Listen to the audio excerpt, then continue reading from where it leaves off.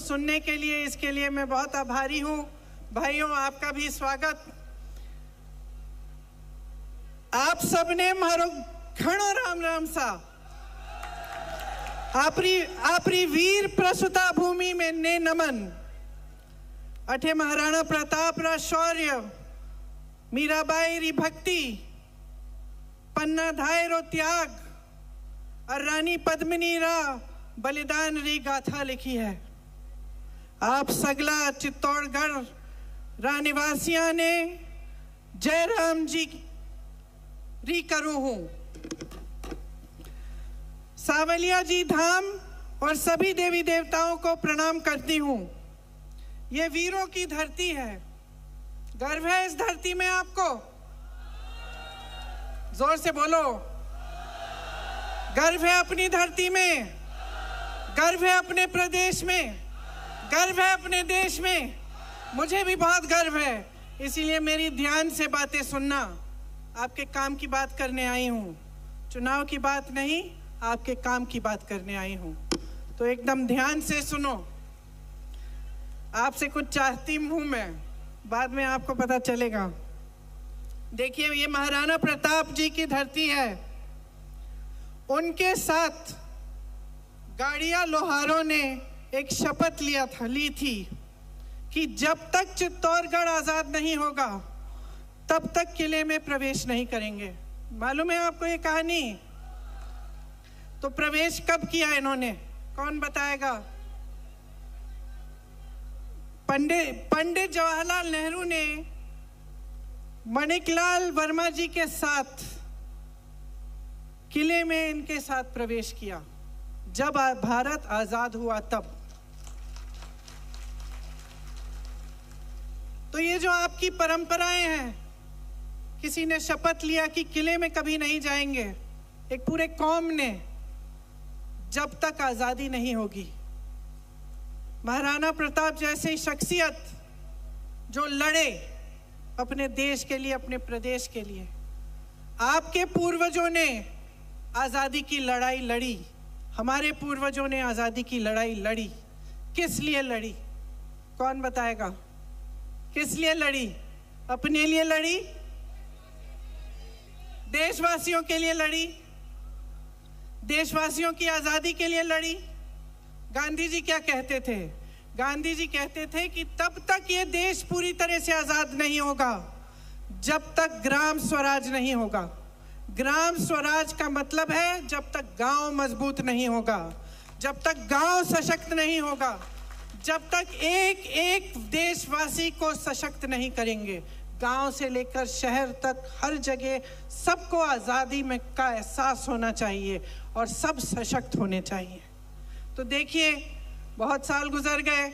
अब भाजपा के नेताओं के भाषण सुनते होंगे, उनके मुताबिक तो 70 सालों में कुछ हुआ ही नहीं।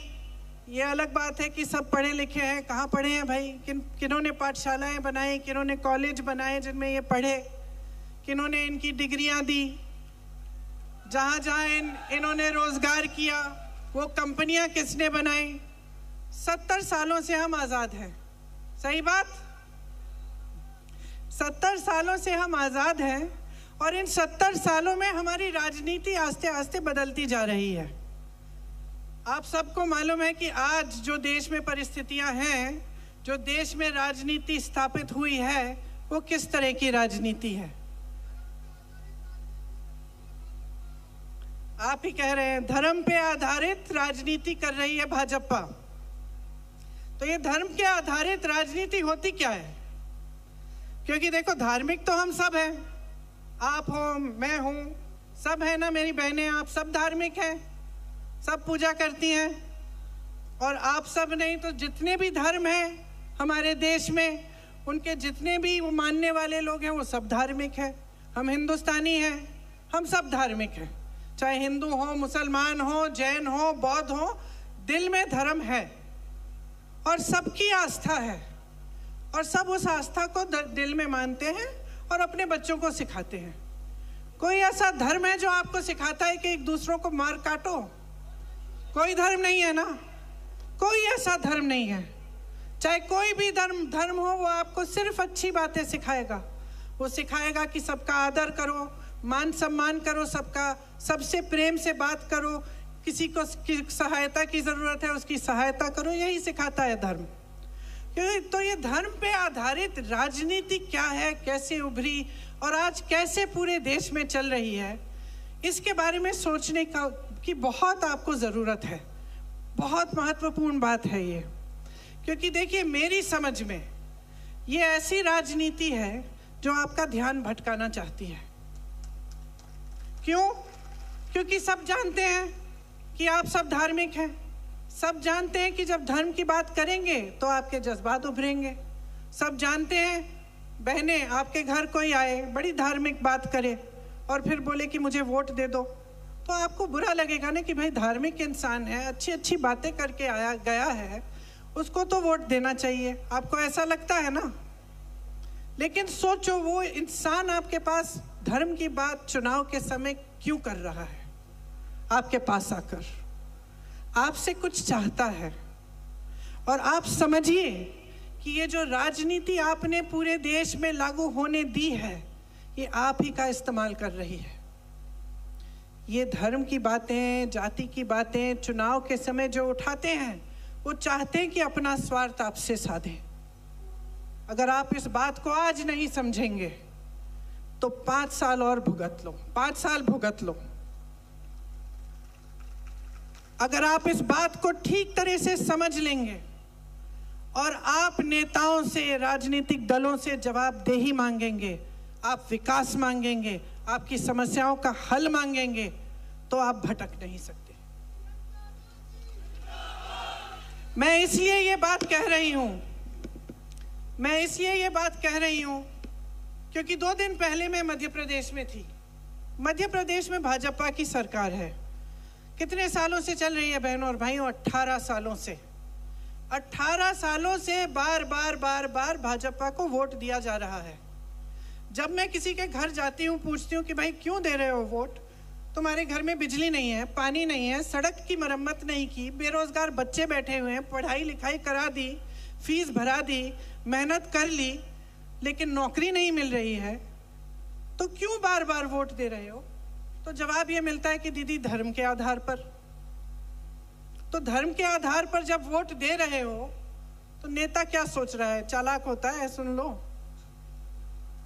होता है कि नहीं?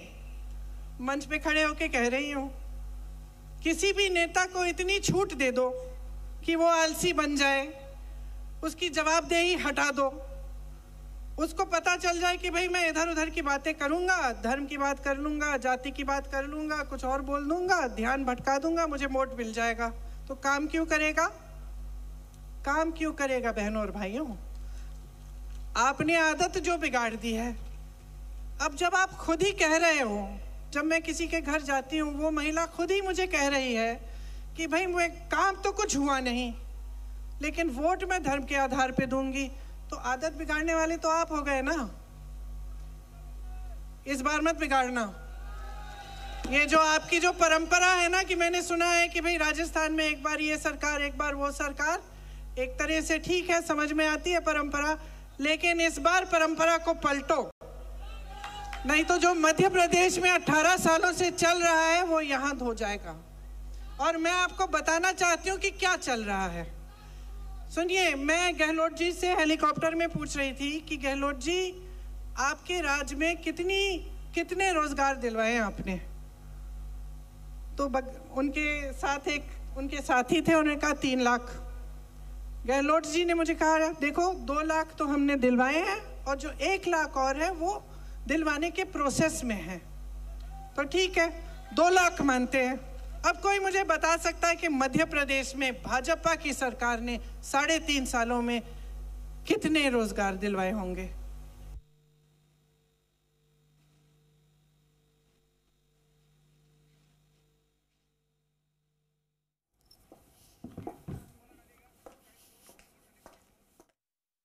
और है वो दिलवाने के प्रोसेस में है।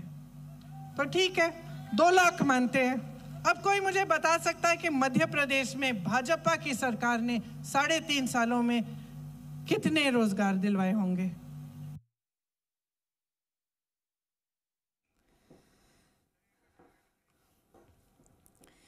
चलिए आपको बता दें कि प्रियंका गांधी चित्तौड़गढ़ पहुंची हैं और इस दौरान जनसभा को संबोधित करते हुए उन्होंने जहां एक तरफ बीजेपी पर जमकर निशाना साधा तो दूसरी तरफ राज्य सरकार की योजनाओं का भी यहां पर जिक्र किया।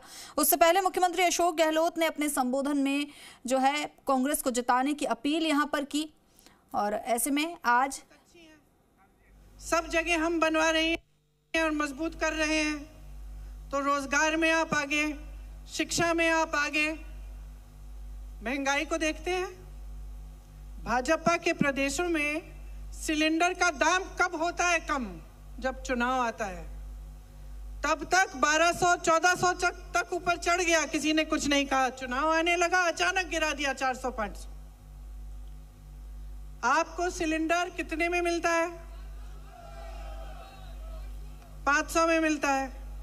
देखिए, आपको ना प्रदेश की सरकार ने केंद्र की नीतियों से बचा के रखा है।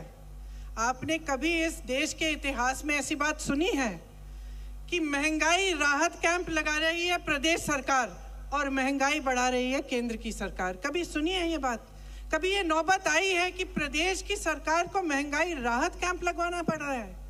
क्योंकि महंगाई इतनी बढ़ गई है। बहनों, आप तो कम से कम दिवाली मना पाई हैं। मध्य प्रदेश की जो मेरी बहनें हैं रोती हैं जब दुकान जाना पड़ता है, धनतेरस के लिए बर्तन खरीदने पड़ते हैं, जब लिपाई पुताई करनी है घर की, किसी के लिए, बच्चों के लिए नए कपड़े खरीदने, दिए खरीदने, कोई पटाखा मांग रहा है बच्चा, कर नहीं पाती हैं। बहनें अगर वो बाजार जाती हैं और सोचती हैं कि खाना बनाना पड़ेगा, परोसना पड़ेगा, दिवाली पे मेहमान आएंगे, तो घबराहट होती है दिल में। और यहाँ महंगाई के राहत के कैंप इसलिए लगाए गए ताकि आपको इस महंगाई से जितना हम बचा सकते थे, हमारी सरकार ने बचाने की कोशिश की।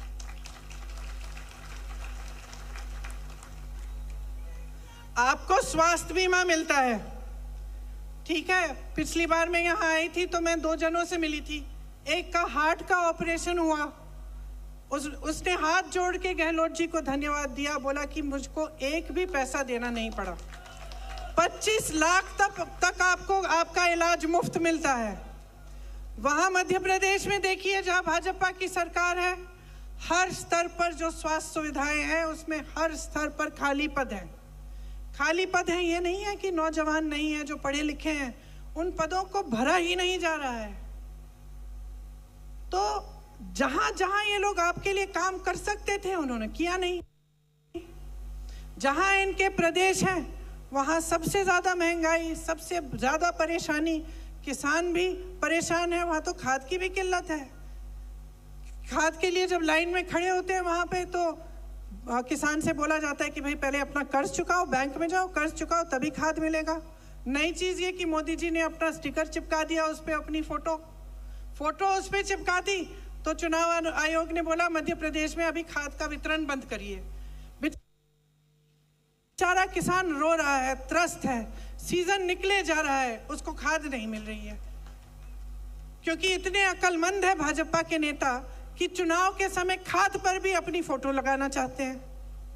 तो मैं सिर्फ आपसे एक सवाल करना चाहती हूं, आप किस तरह की राजनीति चाहते हैं अपने प्रदेश में? विकास की चाहते हैं? सीधी सी बात है, देखिए अपना ध्यान केंद्रित करिए अर्जुन की तरह।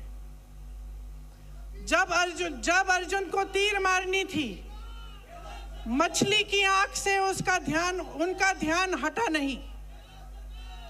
उसी तरह से आपका ध्यान अपने विकास, अपने भविष्य, अपने बच्चों के भविष्य, अपने रोजगार, अपनी शिक्षा की सुविधाएं, अपनी स्वास्थ्य की सुविधाओं से हटना नहीं चाहिए। मांगो तो विकास मांगो तो प्रगति और तरक्की मांगो, और मांगो तो अपने लिए अपना हक और अपना अधिकार मांगो।